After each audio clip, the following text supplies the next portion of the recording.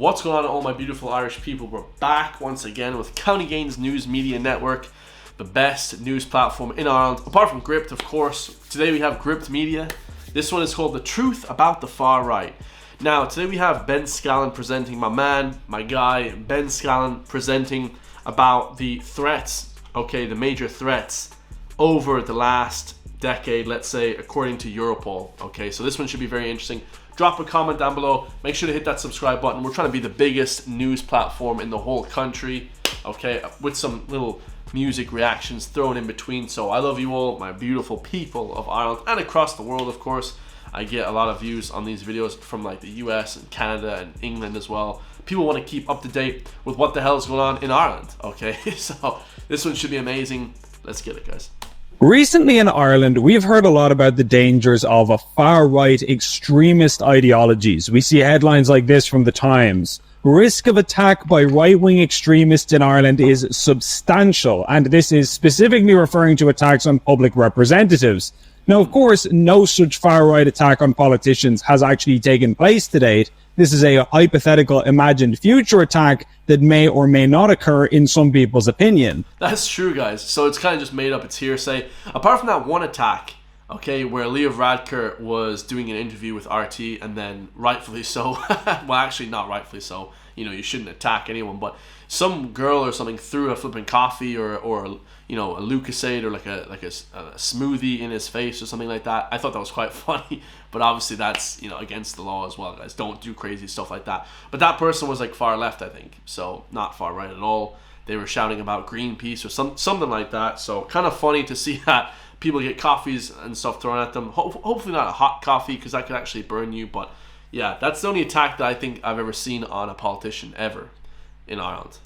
And meanwhile, we have military bases in Galway, which are actually being attacked in real life, with a priest being stabbed by a suspected Islamist extremist. It's crazy, guys. It's crazy. And the way these news platforms operate, we don't know what that guy was. There's no actual picture of the guy. There's no, CCTV of what he was saying. So this is all kind of hearsay. They're saying that he was an extremist. We don't really know. A lot of the times, these news media platforms like RT and Irish Examiner, Irish Independent, they kind of make up what they've heard from people on the barracks or whatever, whether he was that, he was stabbed in his car. He didn't even know that he was a priest. It came out because he wasn't wearing his priest uniform, the chaplain uniform. So very interesting, guys. That was a very, very weird whatever happened there. So like I said, guys, I'll defend my brothers in the Middle East, because I was born in the Middle East, guys. We moved here when I was 6. Very safe places. UAE, all these places are very safe. Bahrain, Kuwait, stuff like that. And Qatar, but it's just the government, in Ireland sucks. The government in the UK sucks.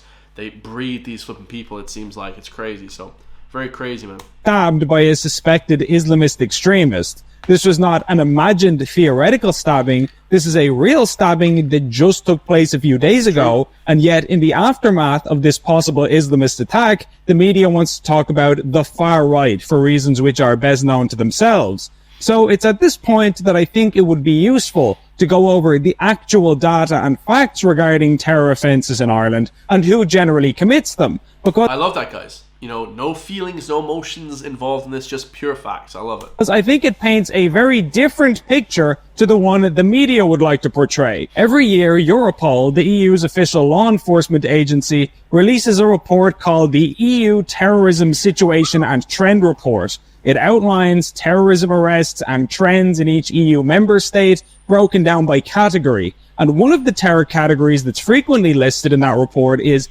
ethno-nationalist or separatist movements, although Europol explains that in an Irish context, this means dissident Republicans. The ethno-nationalist and separatist arrests in Ireland were all in connection with dissident Republican groups, the report reads. So what exactly is the ideology of said dissident Republican groups? Well, I think it's the people that vote, correct me if I'm wrong, internet, but it's like Sinn Féin, like the IRA, people that vote for, people that go to watch Kneecap, the people that want to have the 6 counties connected to the 26, people like that. Is that what they are? Europol explains that these groups are socialists who are affiliated with left-wing extremists and Marxists. Dissident Republican groups aim to reunite Ireland with Northern Ireland and create a 32-county socialist republic in Ireland. Dissident Republican groups continue to have associations with left-wing extremists and have travelled to take part in socialist or Marxist events across the EU, including Spain and Greece. Whoa. They also have close links to some groups in Palestine, sharing a perceived similar struggle. As a brief aside, by the way, Europol also notes the danger of environmental extremists in Europe, which you never hear mentioned in the Irish media. You never hear that, guys. That's crazy. That's like Greenpeace that go up and like spray paint Taylor Swift's private jet for, you know, pushing out too many emissions into the world because she's doing a world tour. And also, you know, all the loonies that go and glue their hands to the flipping pavement in Germany in the Autobahn because there's so many cars driving, and then people that spray paint flipping Stonehenge. People like that, guys, like crazy, you know, nutters like that, right? Another example concerns left-wing extremists in Ireland who are campaigning against perceived British, EU and American imperialism and actively targeting senior citizens who have previously been involved in the Republican movement for recruitment purposes. Whoa. Left-wing extremists have also been reported at various environmental demonstrations and activities in 2022. There are sympathies and some overlap between left-wing extremists and environmental activists and extremists. The two phenomena pursue partially overlapping goals and have common topics of interest. For example, both see the construction of high-speed railway lines or gas pipelines as harmful to nature and representative of the capitalist state. What? That's ridiculous. We need a bullet train like in Japan, guys. I would want to get from Galway to Dublin in like 6 minutes flat. That would be incredible. The thing is going like 600 miles an hour. That would be ridiculous. Or kilometers an hour. That would be epic, bro. Instead, it takes me 2.5 hours, 3.5 hours yesterday because there was traffic on the M50.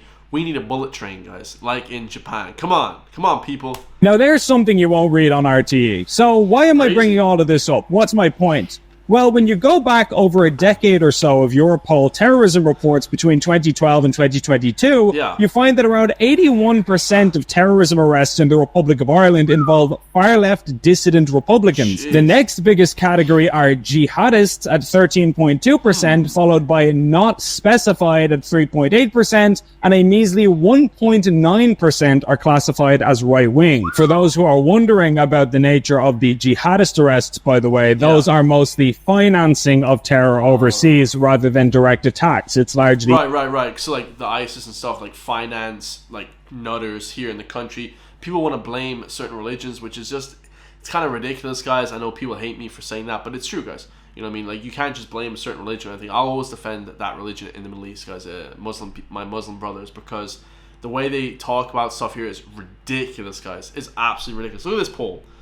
81% is flipping far left dissidents, and what is it, 13% jihadists. But the thing is as well about that is they're not even directly attacking here. They're just funding crazy loonies here to do crazy attacks here. Like, it's ridiculous. Or overseas rather than direct attacks. It's largely individuals living in Ireland but sending money to ISIS or some other group like that. Although a few years ago we had a de-radicalized Irish Islamist telling the media that she personally knew of as many as 150 extremist Muslims living in Ireland who saw the country as a soft touch and who she believed would eventually carry out attacks here. We talked about there being a big presence of radical extremists in Ireland. Yeah, there's at least 100 to 150 max minimum. And what kind of things did they talk about? They just talked about people that, you know, about targeting, about what was happening, about the infidel, like they wanted to kill basically the non-Muslims. Well, here's the thing, guys. Okay, this lady, it seems like she's talking on her ass, first of all. Second of all, you know, she could just be fear-mongering as well. like she could just be talking shy, guys, as well. Like, there's a lot of extremists, just regular people, you know, that are just walking around day to day that want to do crazy stuff as well. So kind of, I would take that with a grain of salt, guys. Before she starts fear mongering the whole population of Ireland. It's like, okay, we should be ready for an attack, but is it going to be about? Is it from the 12% or is it the 81%? You know what I'm saying? So that seems like a little bit fabricated. She's just, like she's talking nonsense there. It could be. I'm not saying that she's lying, but it could be. And they thought that Ireland was a soft place to hide. Yeah, they thought Ireland was a soft touch. I know that they will eventually, I'm sure that they will attack Ireland. Moreover, a few years back, Islamist terrorist Rashid Redouane went on a killing spree in London that left 7 people dead and 48 injured, and he had lived in Rathmines in Dublin. So yeah, that's crazy. That is crazy. That's crazy. Clearly, there is a contingent of radical Islamists within this country. Yeah. Now, it goes without saying that all extremism is appalling and unacceptable. All violent radicalism needs to be cracked down on, regardless of ideology, right-wing, left-wing, or otherwise. Yeah, exactly, guys. And like I said, I agree. Like it's not per se an ideology. It's more like, it's more like just crackpots on the internet. This guy that was in Galway was supposedly radicalized on YouTube, or it seems like YouTube is the big radicalizer of people nowadays. Like American internet websites is apparently the big radicalizer of people, but that seems a bit just far-fetched. But anyways, when they talk about these threats, guys, it's not that certain religion or it's just everyone can be flipping crazy, or they can just be just regular crazy people. You could be flipping an extremist when it comes to whatever, anything, guys. A Greenpeace person, and then go and blow up a place. It doesn't really correlate towards the what they actually are, but of course there's more in certain areas. But with Europol telling us that 81% of Irish terrorism arrests over the last decade or so were left-wing socialist dissidents, while just 1% were right-wing, it's worth asking, why is the media so focused on the 1% and not the 81%? After all, the media's tunnel vision on this issue is very apparent. For example, we all remember the terrible case of Justice Minister Helen McEntee having a bomb threat called in against her family home, which is obviously completely unacceptable. But many journalists and politicians were very quick to insinuate or infer that this threat was issued by some kind of right-wing lunatic who was upset about immigration. The rhetoric that we're seeing around immigration, particularly online, as you said, is a type of rhetoric that we've never really seen before in Irish politics. And it has turned really nasty. In one incident that I think really troubled a lot of people, your home was targeted, and there was a bomb scare phoned in that resulted in your young family having to be moved out. Now, this is a completely baseless and unsubstantiated view. At this point, we have no idea who threatened McEntee, what their ideology was, or why they might have done it. Yeah. But one thing we do know is that the threat was made via an anonymous call to the Samaritans charity. As reported by the Irish Times, the bomb threats were made in separate phone calls, one to the Samaritans charity. Right. Now, why is that significant, you ask? Why bring up that detail? Well, because this follows the exact same formula as an earlier bomb threat to Helen McEntee that was made shortly beforehand. Again, as reported by the Irish Times, earlier this year, a convicted rapist who made a hoax bomb threat to Miss McEntee's home from the Midlands prison was told that he would spend an additional 2 years in prison. He Crackpot. Also made the call through the Samaritans. Oh, wow. Look at me and flipping Ben Scallon here. We're flipping breaking down the case. He's like Poirot or Sherlock Holmes. I love that, guys.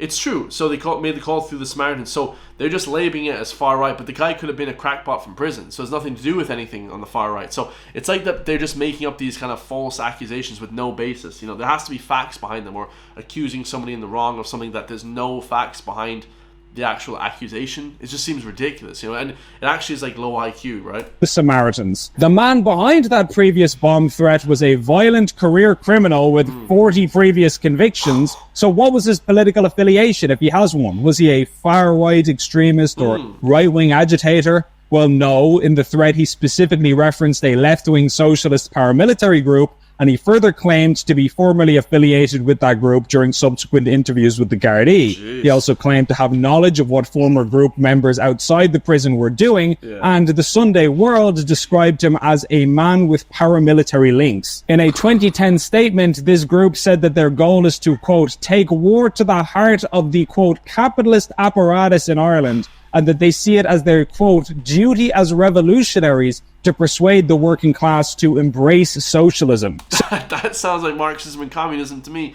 Like when we're talking about capitalism, guys, anyone that's pro-capitalism, of course, myself, would be more, like libertarian than socialist, right? Like, so the guy couldn't have been from far right. This is actually great detective work. I love this. So to recap here, a person who claimed to be formerly affiliated with a far-left socialist dissident group threatened to bomb Helen McEntee via an anonymous call to the Samaritans.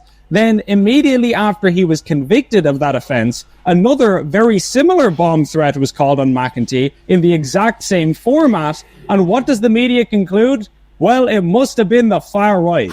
Doesn't make a lot of sense, does it? That's really good. I like Ben Scannell a lot. That's good journalism right there. Now, again, I would emphasize, we don't know who was responsible for the second bomb threat against McEntee, Right. but there is absolutely no evidence currently available in the public domain that it was done by a right-wing person. That's true. If anything, the evidence seems to point in the opposite direction. true. So why is the media determined to give off the impression that this was in relation to immigration protests when there is no evidence for that at all? We all know that extremism is a serious problem that needs to be dealt with regardless of ideology. And of course, right-wing extremism is real. Every ideology and belief system in the world has its radical fringe. Very true, guys. Like, they can be in any sector. You could be flipping any ideology. If you're vegan, you can flip and, what I mean, you're taking, you can be going into gas chambers and going crazy and doing crazy things as well, like terrorist activities in the veganism. And, any ideology can have extreme people in it,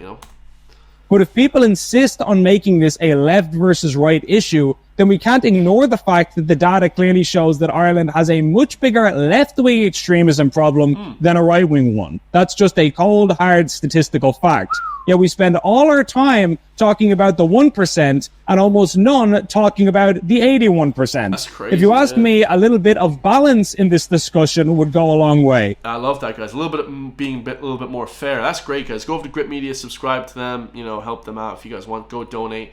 That's phenomenal journalism. Phenomenal, guys. Let me know your thoughts. Like I said, guys, we'll stick to facts here, not just emotions and feelings. I love you all. I'll see you guys in the next one. Stay free.